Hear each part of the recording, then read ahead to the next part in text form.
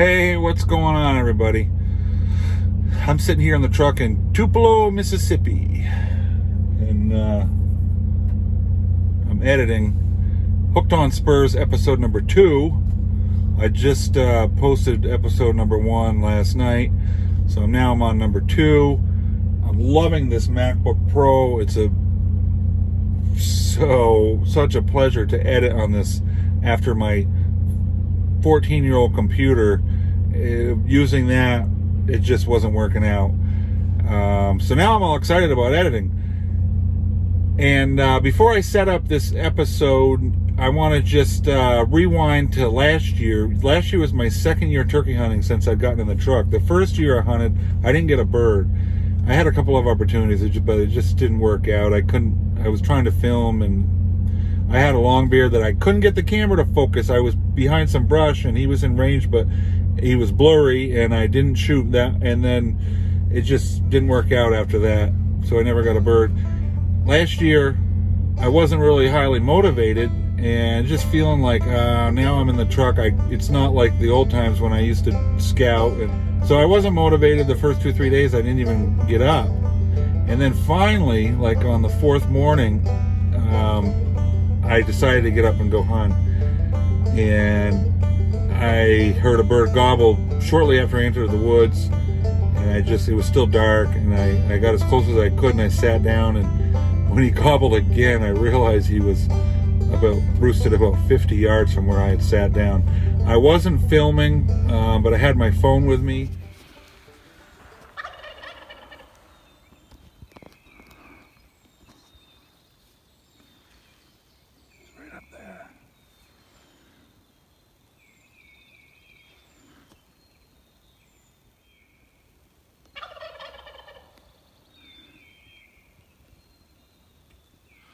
Well, I decided I was going to turkey hunt this morning. This is the first morning I've turkey hunted, but I haven't. Yesterday I didn't get up.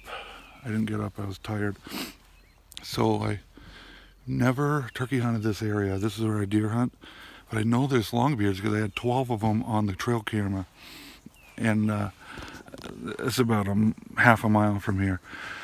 So, anyways, I got permission. A guy I know let me park. And I said, I'm going to go out back. 20 years ago, I used to deer hunt back here, and one time I was deer hunting coming out at night, they were roosted in the pines. So anyways, I'm walking back here in the dark, and I sat down on this tree here, but I'm all hung up in barbed wire. So I took my vest off because I didn't want that to screw me up. Anyways, he was roosted, and it's funny, like yesterday I was telling Chet, I was talking about where turkeys like to roost, and I said I think they're going to be roosted in the pines, but they're going to want to roost they like to roost in a place where there's an undercover. I said like hemlocks growing underneath. Well, see that right there? He was roosted right over there. And I got my call, but I said I'm not gonna call. He's right there. He's 60 yards. He's not gonna fly down over in those thick woods, and then there's this cut. He's gonna probably fly down right in front of me, so I didn't call.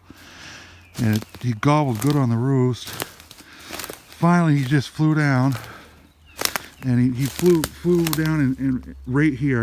I thought he was gonna come like straight off the tree. He did land right there. He come up anyways. I just shot him, probably 30 yard shot. And let's check him out, see what he is. I know he's a longbeard.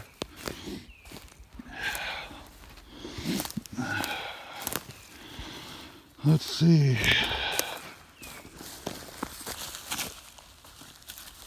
Oh my goodness, look at those spurs. Look at those spurs, buddy. That's the longest spurs. Those are going to be, that's going to be 1.5 inches. Oh my goodness.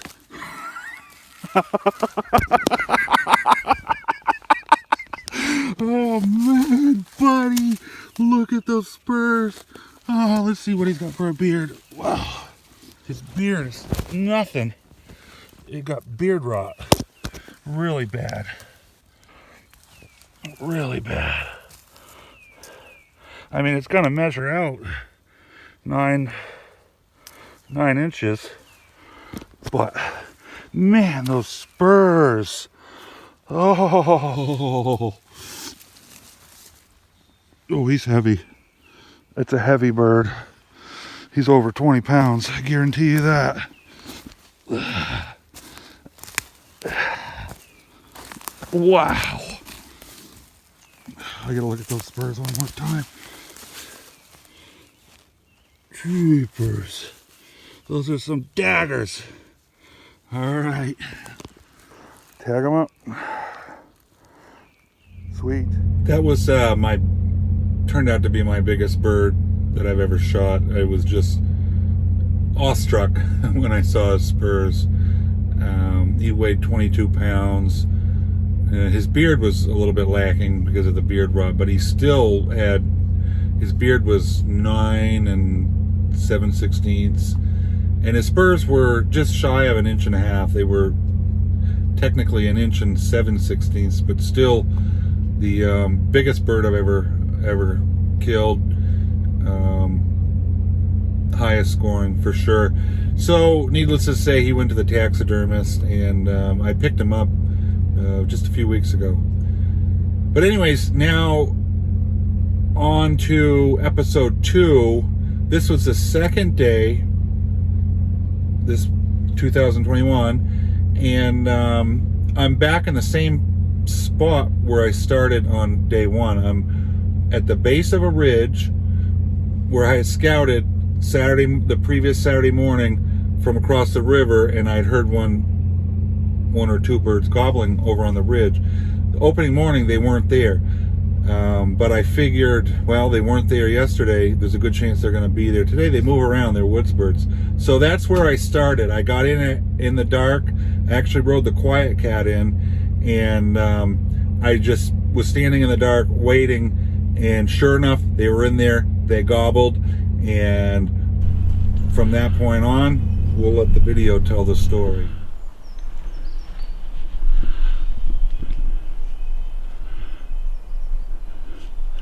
I think that there's one up there.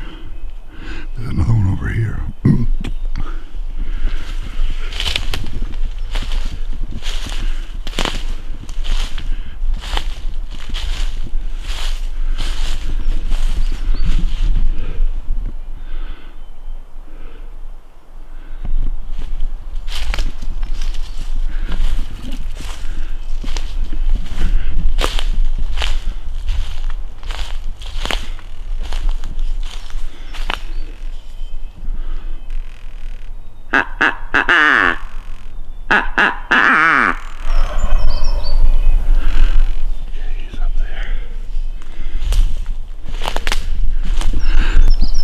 There, but I still think there's one down here.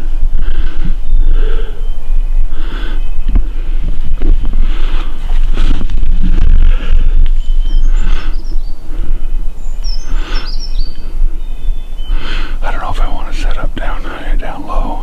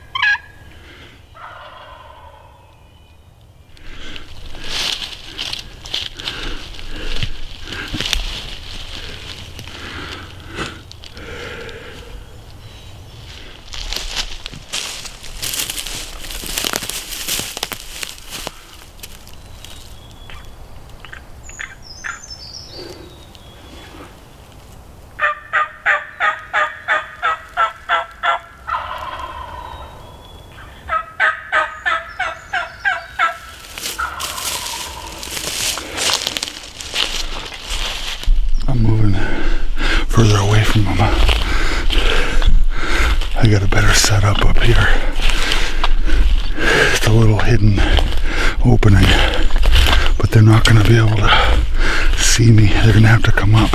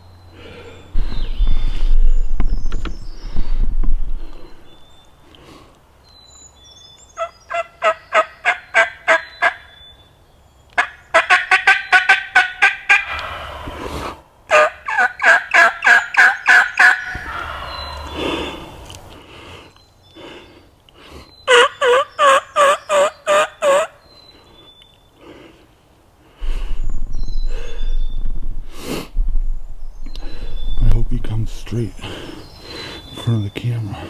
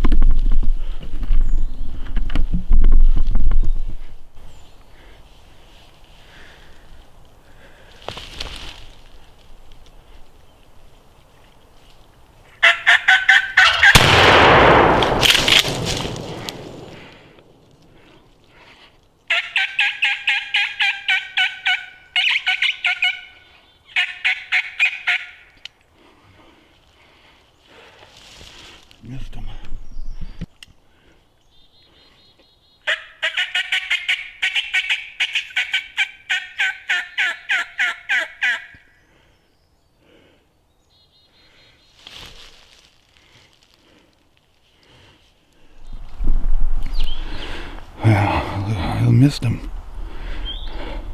I don't know how I missed that turkey. I don't think he was more than 45 yards. I had to go down and check, but he did not look like he was hit at all. Very strange. Oh, he's a nice one too.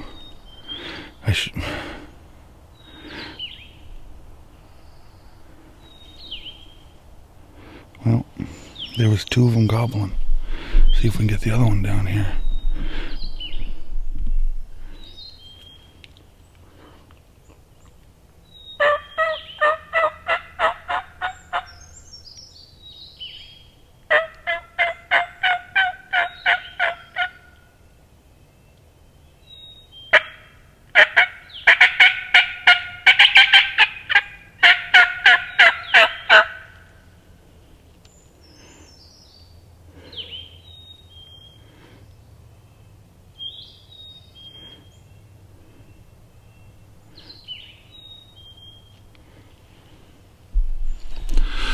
Well, I was sure I missed him just by the reaction, and actually after I heard him gobble over there a few minutes later, but I went over to check, and I don't see any blood, no feathers. I see the wad. I wasn't sure exactly where he was, but I paced it off. I don't think it was more than 40 yards. I don't understand. I guess the only thing I can think is I was kind of rushed because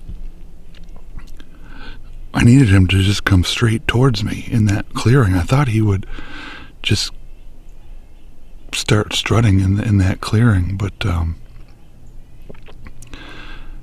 I felt like he was, if I didn't take that shot, he was going to just dip down to the brook. And but I thought it was a good shot. I don't know, I guess I just missed. I don't know if I shot over his head or what. But I'm sure I didn't even put a pellet in him because, like I said, he gobbled. I don't think he would have gobbled a minute or two later if I'd have hit him. Boy, that worked out perfectly. I mean, he was roosted up on the ridge, and I called and I kept moving back. I wanted to make sure he heard me. And then I moved back to this spot where I wanted to set up.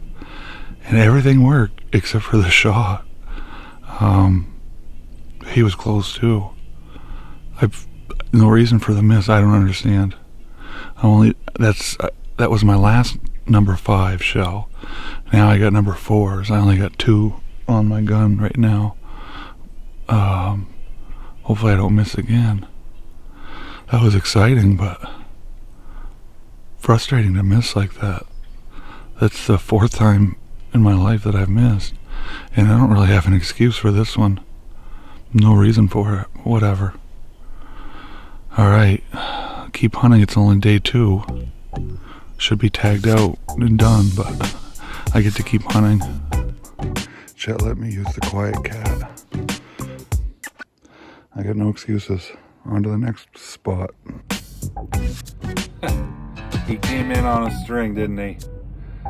I don't think I've ever had a hunt like that off the roost where I called a turkey in that distance that quickly.